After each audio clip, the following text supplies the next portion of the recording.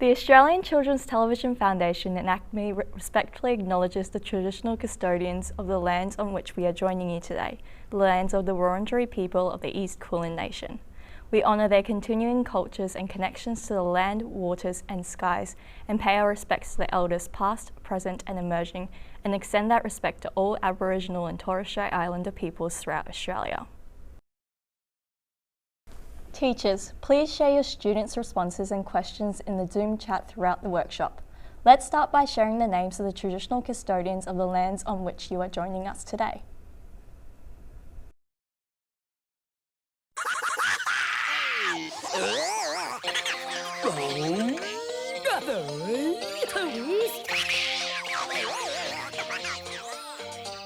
Have you ever felt like this? Have strange things happen? Are you going round a twist? Have you ever felt like this? Have strange things happen? Are you going round a twist? Well, have you heard the word about the bird and the spider? It wiggled and wriggled and jiggled inside her. Well, have you ever felt like this? Have strange things happen? Are you going round a twist? Have you ever felt like this? Good morning everyone. Thank you for joining our virtual workshop today. My name is Zoe and I work at ACME. And my name is Bridget and I work at the Australian Children's Television Foundation. Today we're going to be exploring storyboards, visual effects and special effects in one of our all-time favourite television series, Round the Twist. Have you seen Round the Twist before? Zoe, I know you're a bit of a fan of Round the Twist. I sure am, Bridget. In fact, I even made a special visit to the actual lighthouse when I was a kid. And even back then, I was wondering how they managed to create all of the magic, including how they fit a whole house inside a small lighthouse. Yeah, I've always wondered that too. I can see in the chat that quite a few people have seen the series too, which is awesome. That's excellent. One of the reasons why the show is so magical is due to the wonderful special and visual effects they created for the series. And today we're going to go behind the scenes and show you how they did it with the help of our friend and round the twist effects expert, Dennis. Dennis was the visual effects supervisor for series 3 and 4 of Round the Twist and was behind much of this magic. Dennis, could you please introduce yourself? Hello everyone, my name's Dennis Nicholson. I had the pleasure of being the visual effects supervisor on the last 2 series of Round the Twist and enjoyed every moment of it. A lot of people ask me, what is a visual effects supervisor? And it can be a person with many hats. You basically have to come up with ideas of how you're going to shoot a specific shot, not necessarily a scene, but a shot. Whatever quirky little effect is going to appear in that shot, you've got to sit down and work out how it's going to be done before you even get onto set. So you don't want to hold up a production crew while you're sort of scratching your head saying, I have no clue how this is going to work. But you should have to work it out beforehand by reading the script, looking at storyboards, which we'll probably have a look at a bit later. But yeah, it's a quirky job to do. Every day is absolutely totally different. Every visual effect usually is completely different, and you have to think up different ways of doing it at different times. And a lot of the times, there's not a lot of money to make these visual effects, so you have to think up ways to do it quite cheaply sometimes. A visual effects supervisor sounds like such a fun job, doesn't it? Absolutely, and it also sounds like a really collaborative role that involves a lot of creative problem solving. I'm sure a lot of the planning also goes into creating all of those special and visual effects for a television series as well. Let's ask Dennis. Dennis, can you tell us a bit more about planning visual effects and special effects with storyboards for Round the Twist? Okay, storyboards. Before I get to storyboards, the very first thing that we have to work with is the script. The script is written by a writer, it's approved by the production company and the producer, then we all sit down and read the script and go, oh my goodness, how are we going to do that shot? How are we going to get away with this? What can we do to do this properly and make it look effective? One of the important things that helps do that are storyboards. And that is basically little drawings, 1, 2, 3, up there, that somebody sat down usually with the director, and said, this is what I want to see in a shot. Whether it's Bronson standing on the left-hand side of the frame or whatever it may be, and the visual effect might be happening on the right-hand side of the frame. So the director and I are both on the same storyboard page, so to speak, in what he's trying to get out and visualise. So storyboards do play a very important part. Usually they were done, as I said before, with drawings on a piece of paper. Today, a lot of them are done and they're called animatics. Animatics, which is basically a little simple cartoon to describe what they're trying to do. But again, a visual storyboard. Hey Bridge, do you know the difference between special effects and visual effects? Sometimes I find it a bit confusing. Yeah, me too. I sometimes find it confusing as well. Let's ask the expert. Dennis, can you tell us the difference between a visual effect and a special effect? A lot of people ask me, what's the difference between visual effects and special effects? They can be quite complicated sometimes, but basically a special effect is usually a physical effect that happens on set. A perfect example of that would be rain. If we had to make rain, someone would be there standing with a hose most likely, or some sort of sprinkler system to make rain. That is a special effect. A visual effect, on the other hand, might be adding stormy clouds to a nice blue sky. Now that's a visual effect which is done after the production is finished shooting, in post-production, and that would be a visual effect. On Round the Twist, it sort of did cross the line a few times where I was doing special visual effects. Again, that was just because whatever the nature of the shot was, it required something that had to be done on a computer later on, but also with something live happening as a special effect on set. Oh, that's so interesting. So special effects are mostly done on set during production, and then visual effects are mostly done in post-production during the editing stage? I think that's it. and I would love to see some examples of visual effects and special effects from Round the Twist and how the storyboard helped Dennis and the team figure out how the effect would be created. That's such a great idea. One of my favourite episodes in Round the Twist is from season 3, and it's called Brainless. In the episode, Linda and Pete's brains are sucked out of their head and their brains go on an adventure. That sounds gross, but also a little bit hilarious. I wonder, Dennis, could you take us through some examples of the storyboards from the Brainless episode and tell us how you came up with the special and visual effects?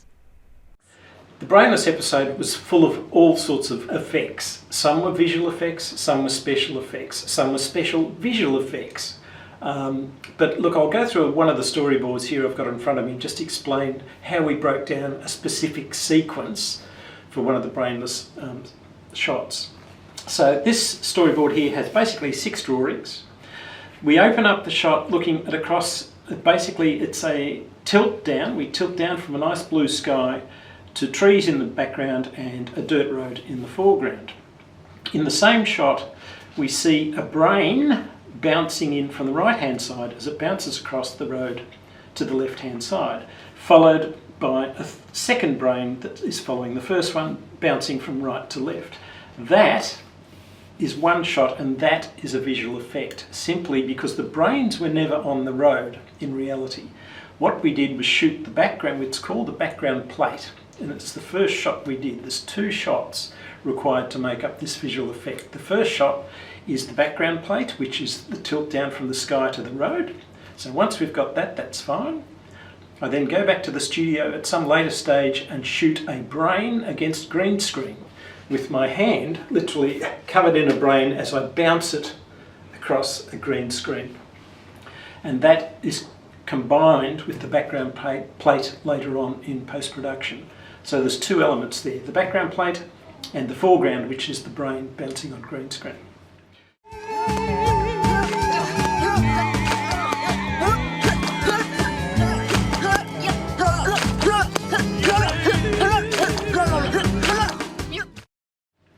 Then we cut to a special effect shot, not a visual effect shot.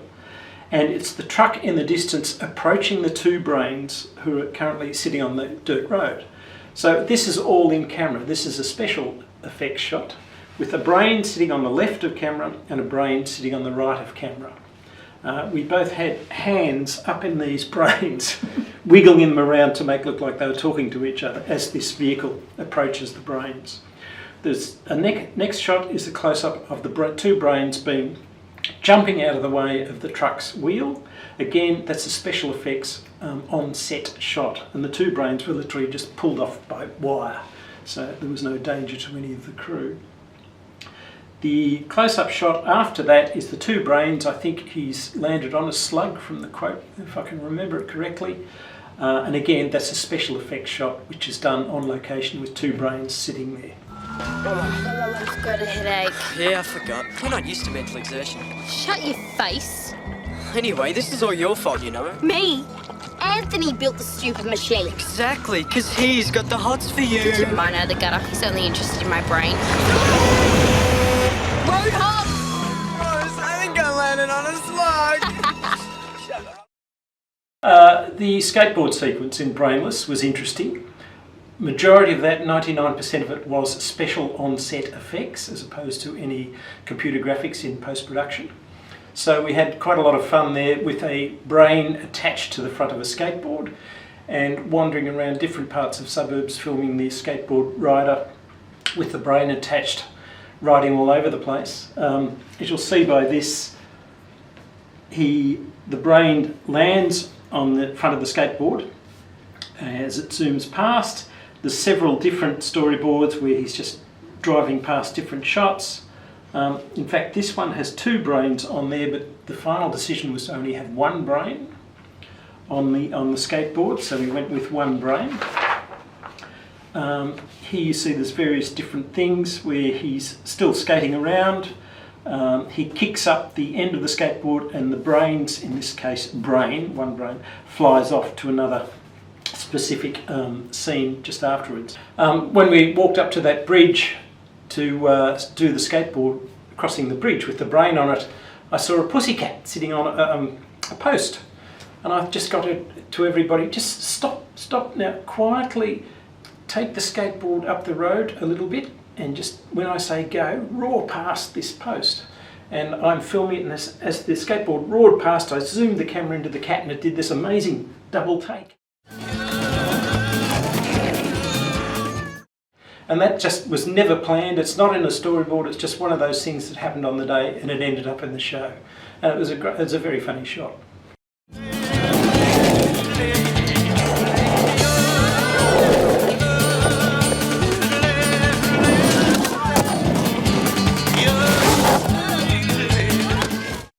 Another brainless sequence was the chicken. The chicken, which was being basically about to be cooked on a barbecue, but it gets hit by one of the brains and starts flying through the air. And here we see it's sitting on its barbecue, it gets hit by the brains, and suddenly the two brains are attached to the chicken as the chicken is literally flying through the air. I looked at this storyboard and went, okay, who thought this up? But quite hysterical. And yes, it is a real chicken on the camera.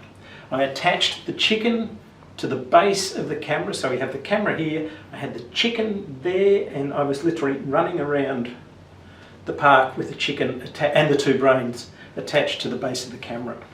So again, that's a special effect, or what I almost call the special defect.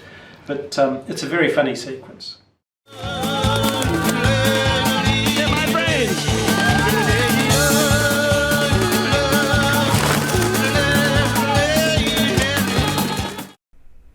It's so creative how they use the green screen to create the visual effect of the brains bouncing around, and then they incorporated the special effects shot where they used the brains like puppets as the truck approaches. I can't believe the skateboard scene was all special effects. Sounds like such a fun scene to film. I know, that was so amazing. I couldn't believe they did it. Another thing that I loved was that when they saw the cat while filming and they decided to incorporate it into the scene, it just shows that even though you can do heaps of planning through scripting and storyboard, but you still need to be really flexible, especially when it comes to getting a really fun shot like that of the cat's reaction. Oh, and I love the chicken scene and seeing all the behind the scenes photos of how they attached the chicken and brain to the camera so it could look like it was flying around. I actually would love to see the storyboard alongside the final scene in the episode. Can we take a look at that? Oh, that's such a good idea, Zoe. Absolutely. Let's have a look at the visual effects and special effects storyboards and alongside the final scene from the episode. You'll see how some things change from the storyboard till the final scene as well.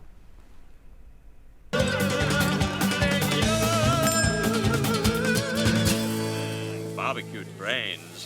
First you pick your brain and spice parsley and a little dill. Please don't eat me. I'm not nutritious.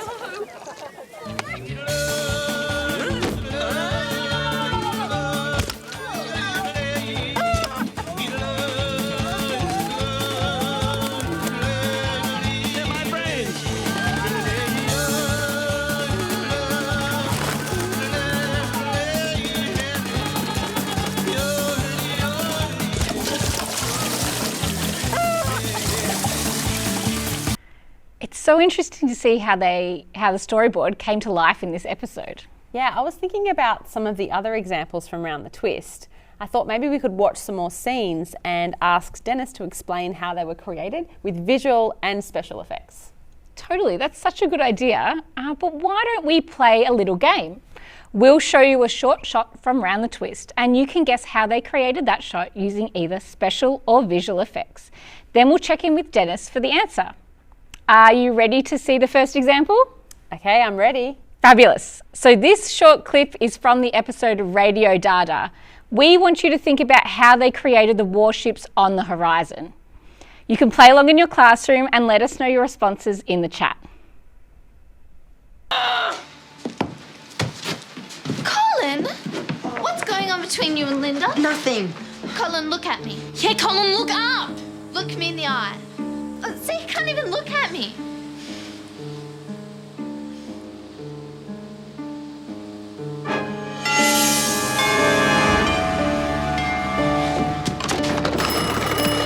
General, enemy ships off the headland. Alert code 547RTW.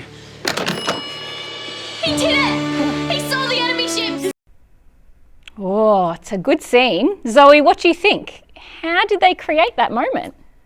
Okay, so I think it was a visual effect and they placed the ships in later over the footage. That's my guess. Oh, that's a pretty good guess. Put in the chat what you think. Let's ask Dennis to explain. For the specific shot in the episode Radio Dada, where one of the soldiers looks out the window of the shed and sees 3 warships on the horizon, I read that in the script and went, okay, can we get stock footage? That means can we buy footage that already exists of 3 warships sitting on the horizon, which is not easy to find. But then I thought, I'll just get onto the internet and see if I can find any drawings of ships online. And what I did find were little silhouette ships on the internet, so I got those off the internet, but I didn't print them onto paper like they are here. I printed them onto clear acetate sheet, which I then cut out and stuck on the window of the shed. So literally what you're seeing is 3 little tiny ships stuck on the window of the shed when he sees those warships. Very cool. Okay, I'm ready for the next one. Okay, this next clip is from one of the episodes that scared me when I was a little kid. It's from the opening of the episode called Toy Love.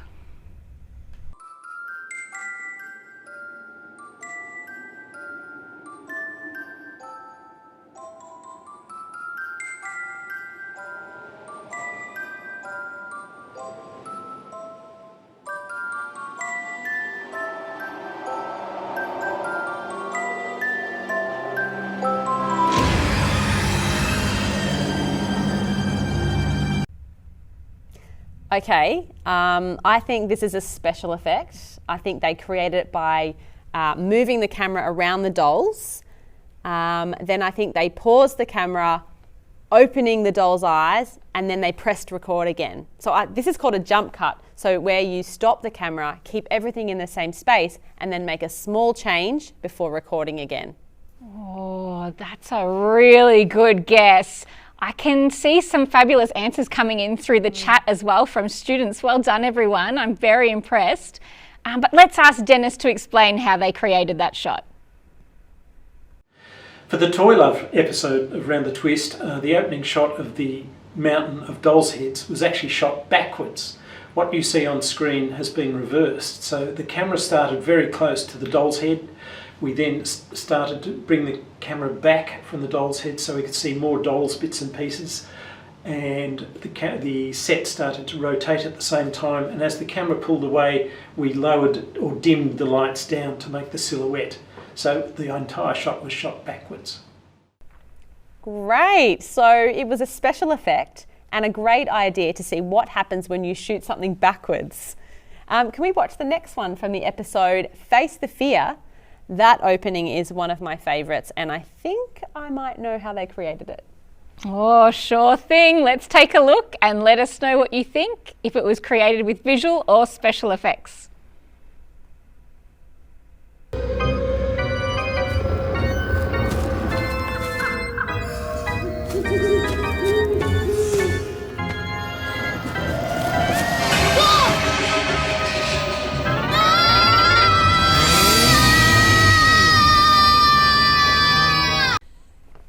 Okay, I love this technique. This is a visual effect. So on camera, they would have filmed each Bronson separately, making sure each time the actor was first on the right side of the frame and then on the left side of the frame. So imagine an invisible line down the middle, then they would have stitched the 2 shots together in post-production.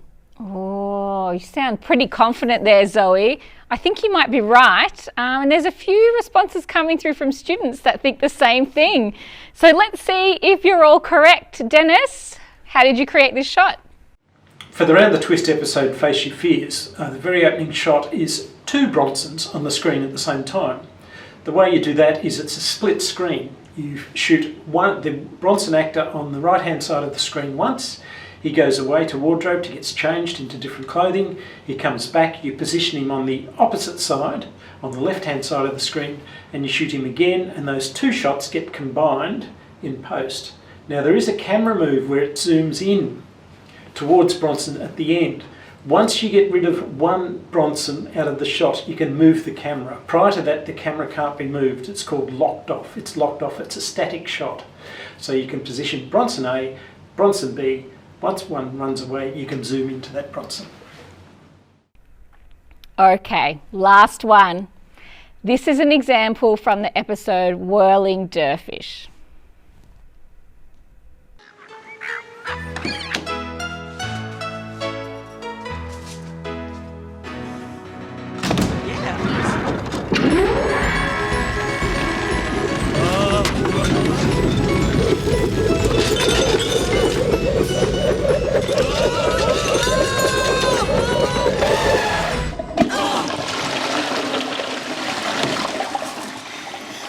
It's good to unwind.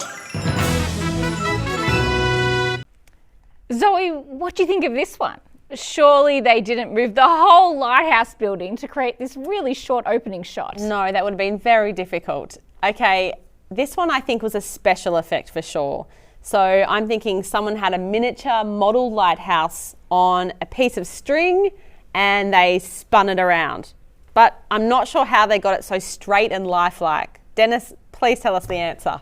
For the Round the Twist episode Whirling Dervish, one of the early shots is a spinning lighthouse.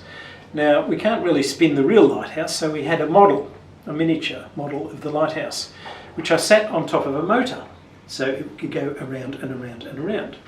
But if you look at this physical shot, the sky looks quite real, and the sky is real. It was actually shot outdoors with the sky in the background. In the foreground is a little model bushes and things, miniature bushes you could buy at hobby stores.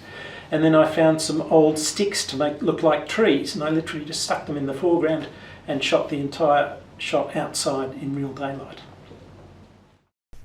That was such a fun game. Nice work, everyone. We are very impressed with your guesses. Absolutely. And should we look at another episode in more detail? Yeah, let's. What about we look at the episode Malibu? Great choice, Zoe. Malibu is an episode from series 3 of Round the Twist. And in this episode, Pete finds an old surfboard in the lighthouse and meets the ghost of Moon Doggy, who is the board's former owner. I love the surfing scenes in this episode, especially when they surf a tidal wave. Obviously, that's way too dangerous to do in real life, so I'm sure special effects and visual effects were a big part of this episode. Dennis, can you take us through some of the storyboards and special and visual effects from Malibu, please? For the Round the Twist episode Malibu, which involved a lot of surfboarding, there's quite a few visual effects and special visual effects, so I'll see if I can explain them a little bit better. One very early sequence where the ghost of Moondoggy first appears, and he comes out of a surfboard while Pete is surfing, supposedly in the middle of the ocean. And we can look here, here's Pete happily surfing along, and then suddenly he's looking at the front of his surfboard and Moondoggy basically appears coming out of the surfboard. Now that's a visual effect, but the background plate, the water, is a special effect. So there's two things happening here. We needed two different shots to make up this one complete shot. The first shot is the surfboard supposedly in the middle of the ocean with all the water rushing from top of the screen to the bottom of the screen. A lot of people say that must have been a very hard shot to do, and it wasn't a very hard shot to do if you think about how I did it. I literally put the surfboard on a driveway. It's lying flat on the ground. I'm looking down at the front of the surfboard with the camera, but around at the very top out of frame there was a very big fire hose just blasting water past the front of the surfboard. So it sort of implied that we had the camera on a surfboard moving in the ocean, which we didn't at all. So that's the background plate, which is then kept to one side. Then we shoot the actor who played Moondoggy lying on his stomach on green screen. And he is composited, that means put together, with the background plate later on in post-production, and it looks like he's coming out of the surfboard in a transparent manner.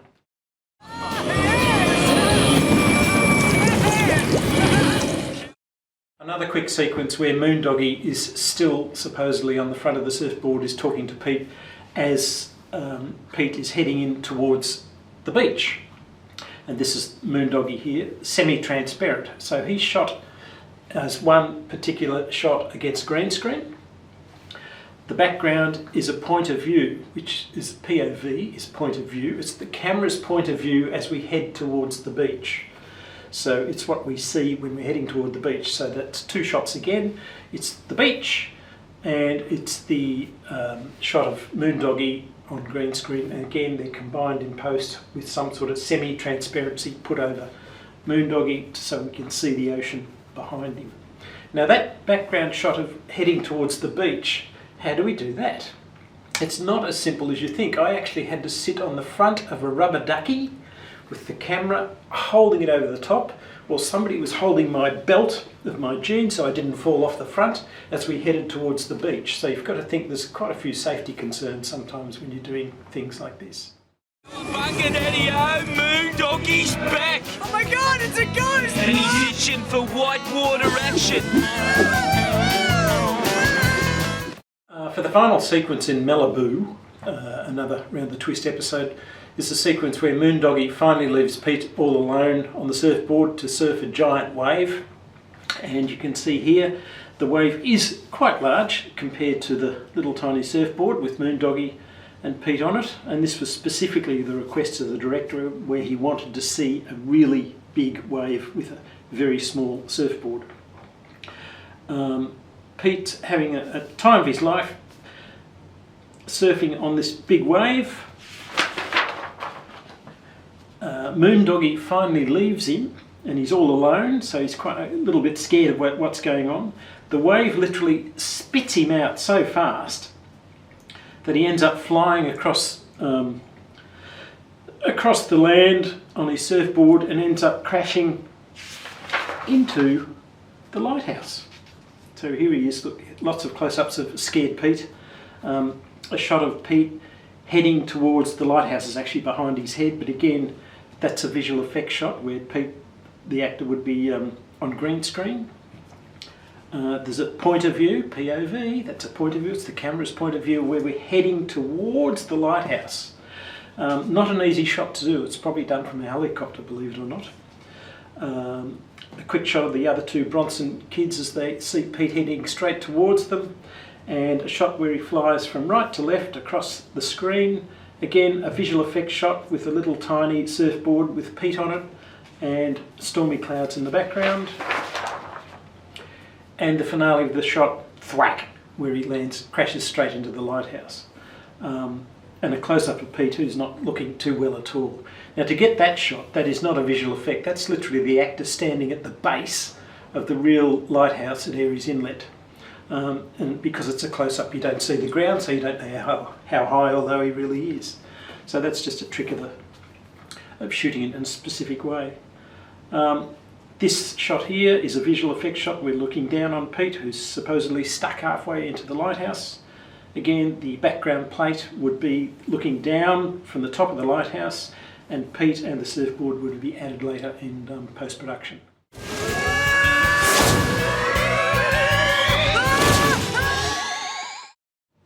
I've talked a few times about some of the effects in Round the Twist being shot on green screen.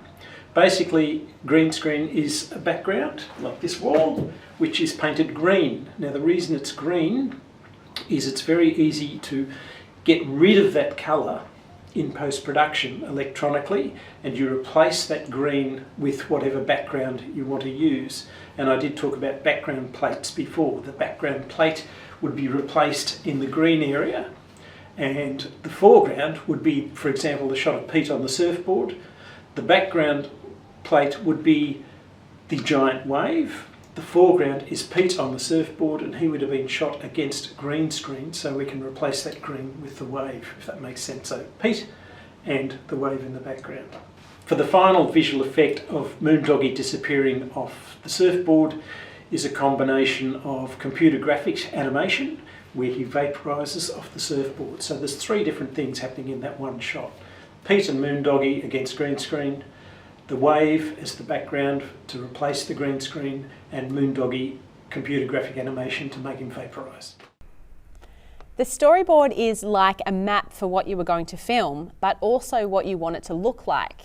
So it's helpful to write some notes on your storyboard alongside your images so you can plan for what special effects you'll need to do in camera or what visual effects you might need to do later in post-production. Really good tips. And you could see those notes on Dennis's storyboard, couldn't you? Absolutely. And the great thing about filming against a green screen is you can place your characters literally anywhere in the world. You might wonder why we use green even. Well, green is the furthest colour from human skin tone, so we know it will stand out. Then we place a digital background in post-production. This process is called keying. So we're going to show you how to do this in just a moment. So should we take a look at the special and visual effects storyboard from Malibu alongside the final scene to compare them? Yes, please. Let's take a look. Wonderful. I'm hanging 10 on Big Blue. This is the greatest moment of my life. Well, death. Anyway, it's pretty darn great.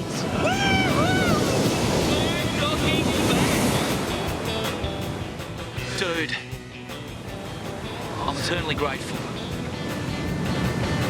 Cowabunga, man. Surf's up.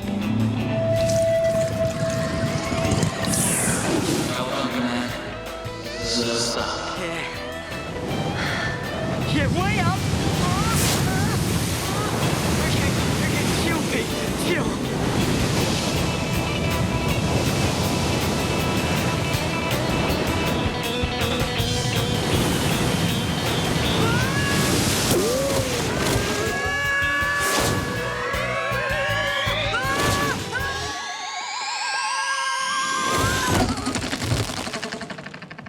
Pete, that was completely and utterly insane. But way cool. Ooh. So did you know that many of these special and visual effects can be recreated in your classroom? We're going to send you a resource that steps you through how to create some of the effects you've seen today. We have time now to show you just one example, and I know Zoe, you've been working really hard on something, haven't you? I have actually. I worked with my friend Rolly to create a storyboard, and then we filmed an example of layering using the green screen just like Dennis did in Round the Twist. So this is where you can make it look like there is 2 of you in the same shot, just like that scene we watched before with the 2 Bronsons in the graveyard. Oh, that's such a good scene to recreate, isn't it? Very, very cool. So can you share with us, Zoe, how you planned this out with a storyboard? Sure thing. It's a really cool effect and it's really easy to do once you have the basics. So first of all, you don't need to be the best at drawing to make a storyboard. It just needs to be clear and simple. So I know that with my storyboard, I want to create a twin effect. So you can see that I've made myself a little invisible line on each little frame here as a reminder to keep the character to the left. That's the one I'm going to film first. And then on the next line, I've got the twin character on the right. I'm going to film them one at a time. And you can also see that I've made some notes so that everyone that might work with me to create this shot will understand what I'm trying to achieve. So I've noted, for example, the shot type. So we've got a wide shot and then later we have a mid shot, for example. I've also described the action the character will do, and I've also included any important dialogue in the story. So there's a moment where Rolly starts to disappear and he says, "I don't feel so good." That's a note for me where I'm going to use a visual effect on the green screen. So this means I can also use this storyboard as a guide when I'm editing all of those visual effects in later. So we actually made a video to help you recreate this in the classroom. So take a look. The first thing I'm going to do is import all of my media into my video editor. Final Cut allows me to drag and drop. I'm going to drag my first twin down onto my timeline. I've used a stand-in actor to give myself spatial and timing cues as I say my lines. I know that I'm not going to want to have the second actor visible, so what I've got to do is I've got to create a mask, and I get that from my effects panel under the masks heading. Now, using my pen, I simply draw a mask around what I want to be visible in the frame, and we can see there that it blocks out the stand-in actor. The next thing that I'm going to do now is drag my second clip down to my timeline and place it over the top, making sure that it's in line. And there we see again my stand-in actor is there. So picking up a mask and dragging it onto my clip, I now draw my mask around where I want to be visible.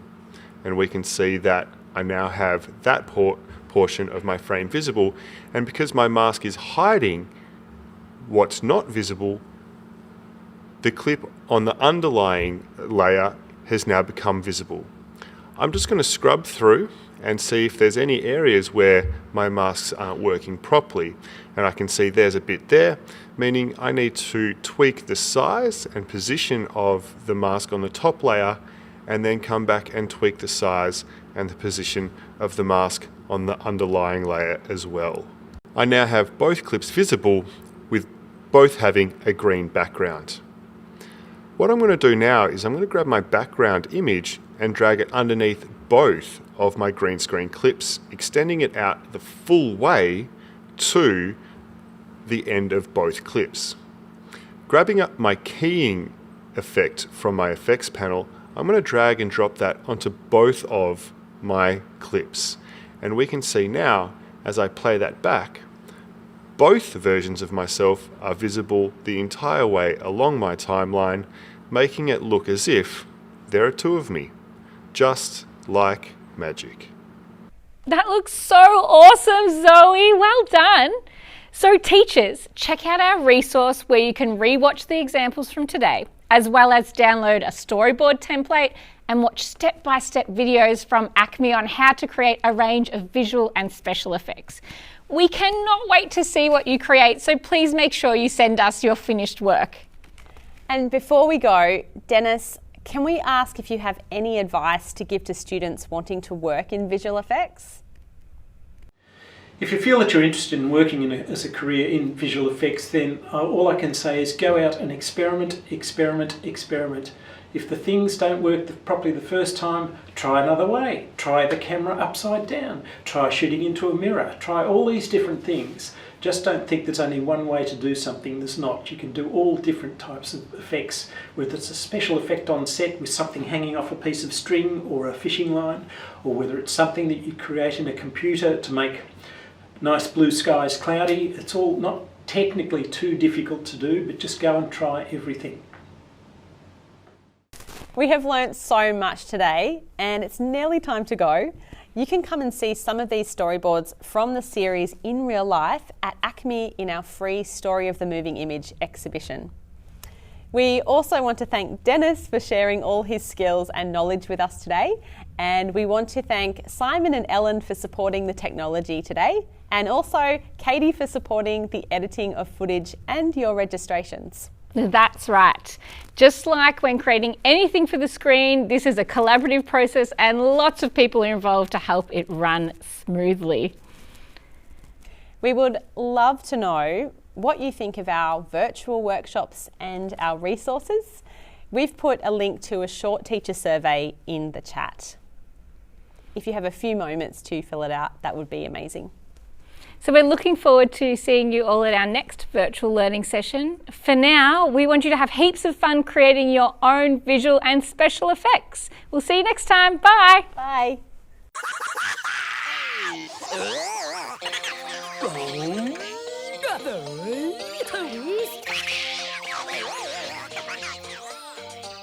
Have you ever